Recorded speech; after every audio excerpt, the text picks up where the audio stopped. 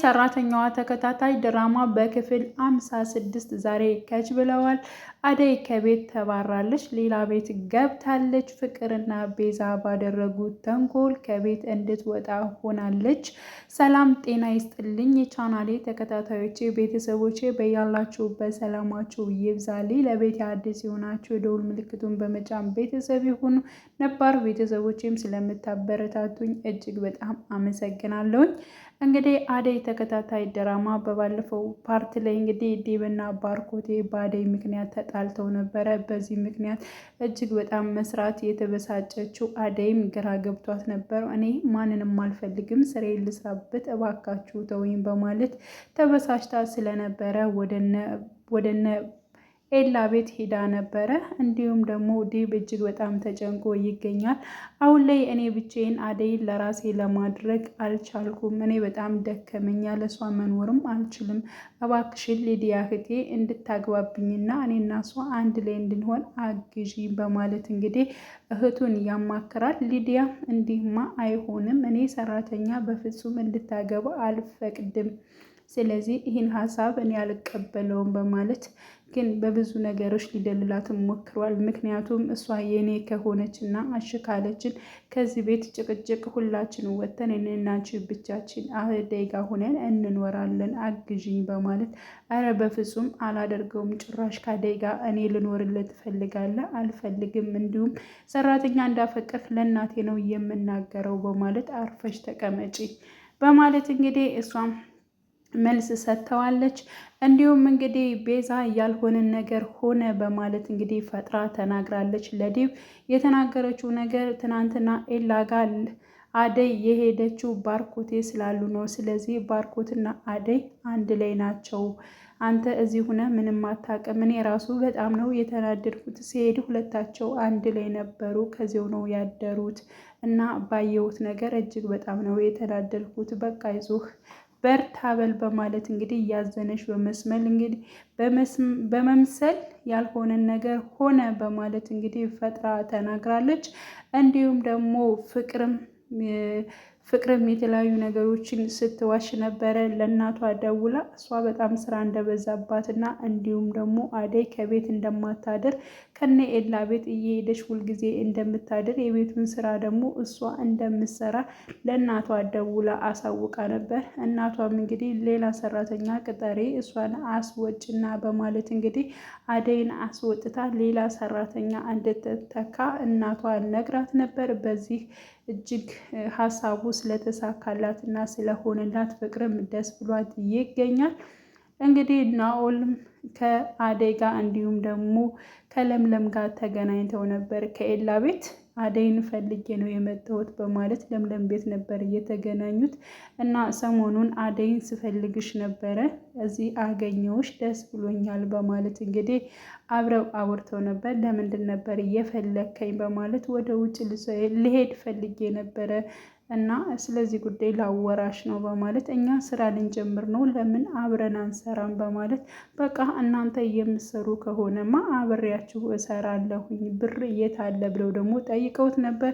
እንዲሁም በፊት ሲሰራው የነበረው ብር ስለነበር አብረን እንሰራለን በቃ በዚያ ብር በማለት በሱ ብርማ አይሆንም፣ እሱም ብር አሳልፈ ለምስኪን መስጠት አለብህ፣ አንተ መጠቀም የለብህም፣ ሊያጠፋህም ይችላል፣ ስለዚህ ራስ ግን እንዳዲስ ጀምር በማለት መክረውታል። እንዲሁም ደግሞ ስራ አብረው እንደሚሰሩ ተስማምተዋል። በስተመጨረሻም እንግዲህ ኤላ መጥቶ ነበር። ይህ ልጅ ከቤቴ ምን ይሰራል በማለት እንግዲህ ከናኦል ጋር ተጣልተው ነበረ። እንዲሁም ከቤት እንደሚወጣ አድርገውታል ማለት ነው። ምክንያቱም አደይን ፈልጎ እንደመጣና እንደዛ ስለሆነ እሱ ግን ሊዲያ የተናገረችው ቃል ትዝ ብሎታል። ምክንያቱም ተጠንቀቅ ለምለምን ራሱ እንዳያጠምድልህ በማለት እንግዲህ በባለፈው ፓርት ተናግራ ነበረ እና አሁን ላይ ከሱ ቤት ሲያየው እጅግ በጣም ነበር እየተናደደው። እንግዲህ አደይ ወደ ቤት ትመለሳለች። ወደ ቤት ስትመለስ ግን በጣም ብዙ ነገር ገጥሟታል። በተመለሰችበት ሰዓት ከዚህ በኋላ እዚህ ቤት አታስፈልጊም፣ ልብሶችሽን እኔ ያመጣልሻለሁ፣ አንቺ መሄድ አይጠበቅብሽም፣ እዚሁ ቁመሽ ጠብቂኝ በማለት እንግዲህ ፍቅር ልብሶቿን ለማንጣት እንግዲህ ወደ አደይ ክላስ በመሄድ ልብሶቿን ሸካክፋ አምታ ትወረውርላታለች። እንግዲህ ዴብም እንዲሁም አደይን ሲጨቀጭቃት ነበር። የኔን ፍቅር አልቀበል ብለሽ አንቺ ኤላ ጋር ሄደሽ ከባርኮቴ ጋር ሁነሻል፣ ለምንድን ነው እንደዚህ የምትጫወችብኝ? በማለት እንግዲህ ከቤዛ የሰማውን ወሬ እንደገና አደይን ሲናገራት ነበረ። አደይ እኔ እንደዚህ አላደረኩም፣ ምንድን ነው የምታወራው? በማለት ማን ነው ያለ ስትላት ቤዛን ቤዛ ለምንድን ነው ዋሽተሽ የምትናገሪው? በማለት እንግዲህ ከቤዛ ጋር ተነጋግረዋል። እንግዲህ ፍቅርም እንደዚሁ ለእናቷ ዋሽታ ነበረ። አደይ ያላደረገችውን ነገር አደረገች በማለት ነበረ እንግዲህ ከቤት ልታስወጣት ያለችው። አሁን ላይ ሁለታቸው ተፋጠዋል። ቤዛ እንደገና ደግሞ ፍቅርም ሁለታቸውም እጅግ በጣም ነው የተዋረዱት። ምክንያቱም አንዷ ለአንዷ ሁለታቸው ተንኮል የሚሰሩ ናቸው። ስለዚህ ሁለታቸው ስለማይዋደዱ የአንደኛዋን ስህተት የአንደኛዋን መሸፈን አልቻለችም። ስለዚህ አንቺ ነሽ ውሸትሽን ነው በማለት ውሸትሽን ነው እናትሽ የውሸት ወሬ ነግረሽ ነው ስለዚህ ከቤት ውስጥ አደይን የምታስወጫት በማለት እንግዲህ በሁላቸው መሀል ስትናገር አንቺስ ውሸታም አይደለሽ ወይ? አንቺስ አውቀሽ አይደለ ወይ? ባርኮቴና አደይ መች ተገናኙ? ኤላ ቤት ጭራሹን ከነሱ ቤት ሳትሄጅ እኮ ነው እዚህ ቁጭ ብለሽ ድራማ የሰራሽው በማለት እንግዲህ ሁለታቸውም ተዋርደዋል። እና ያው ሊዲያ ራሱ ሁለታችሁም እዚህ ጋር ሁለታችሁም ተዋረዳችሁ በማለት እንግዲህ ስትናገር ነበር። ግን ደግሞ ዴብ እጅግ በጣም ተጸጽቷል። ምክንያቱም የቤዛን ወሬ ሰምቶ አደይን እጅግ በጣም ሲናገራት ነበር። ለተናገረው ነገር ይቅርታ በማለት እንግዲህ አደይን ይቅርታ ሲላት እሷ ግን ይቅርታውን አልተቀበለችውም።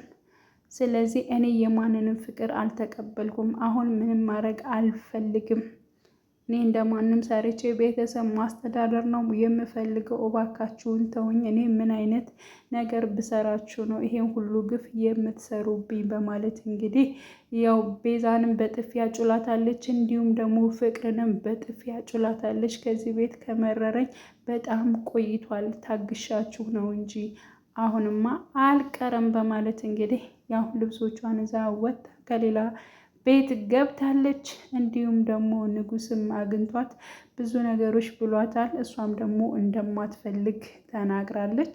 ንጉስም ከዚህ በኋላ በእርግጠኝነት ከፊቷ አይቀርብም ብዬ አስባለሁኝ። በጣም ብዙ ነገር ነው የተናገረችው። በእርግጥ እንደዚያ ባይገባውም ለእሱ እኔ በጣም የሚያሳዝነኝ እንደውም እሱ ነው። ከባርኮቴ ከዴብ ከሁላቸው እንደውም እሱ በጣም ያሳዝነኛል። ምክንያቱም እሱ በጣም ከልቡ ይወዳታል። በእርግጥ ዴብም ይወዳታል፣ ግን ደግሞ የበለጠ ንጉስ እጅግ በጣም ያሳዝናል። እና አሁን ላይ ግን አደይ ማንም ከማያገኛት ቦታ ሄዳ ሌላ ስራ ጀምራለች። እንግዲህ ሌላው ደግሞ ያው ተመልሶ በአንቺ ምክንያት ወጣች፣ እንደዚህ ውሸት ተናግረሽ ይኸው ደስ ይበልሽ አደይ ከቤት ወጣች በማለት እንግዲህ ያው ዴብም ቤዛን አንገቷን ይዞ እንግዲህ በጣም እያስጨነቃት ይገኛል። ሌላው እንግዲህ ናኦል እንግዲህ በባለፈው እንግዲህ እንዳወሩት ቤዛ ጋር ተነጋግረው ነበረ። አንተ ለምለምን አጥምደህ ለራስ ማድረግ አለብህ፣ ከዚያ ላይ ስራ ሰራለሁ በማለት እንግዲህ ተነጋግረው ነበር። ስለዚህ ናኦል ያን ስራ እየሰራ ይገኛል። አሁን ላይ ለምለም ቤት በመሄድ ኤላ በሌለበት እንግዲህ ለምለም ጋር ቁጭ ብሎ እያወራ እንዲሁም ደግሞ ለምም አደይ እኮ የለችም፣ ማንን ፈልገ ነው የመጣው? እንዴት መጣ? በማለት እንግዲህ ጠይቀው ነበር። እንዴት እንደዚህ አይነት ጥያቄ ትጠይቅኛለሽ? እኔ ሲጀምር የመጣሁት አንቺን ፈልጌ ነው እንጂ አደይን አይደለም፣ እንደሌለች አውቃለሁኝ በማለት እንግዲህ ከለምለም ጋር ሊቀራረብና ሊያወራ እንደፈለገ እንግዲህ እንደመጣ ያው እንደ ሁኔታው አይተናል። እሷ ደግሞ እጅግ በጣም ፈርታለች። ምክንያቱም ያው እንግዲህ ኤላም እጅግ በጣም ይቀናል፣ እሷም ደግሞ ቀናተኛ ነች። ስለዚህ አብረው ሆነው ሲመጣ ለሱ ምን እንደሚሰማው እንግዲህ ማሰብ መገመት ነው። እና ያወሩ እያለ እሱ ደርሷል። እጅግ በጣም ድንግጥ ብሏል ባየው ነገር። ቀጣይ እንግዲህ ሁላችንም በጉጉት የምንጠብቅ ይሆናል። ውድ የቻናሌ ቤተሰቦቼ በያላችሁበት ሰላማችሁ ይብዛልኝ። መልካም ጊዜ ተመኘውላችሁ።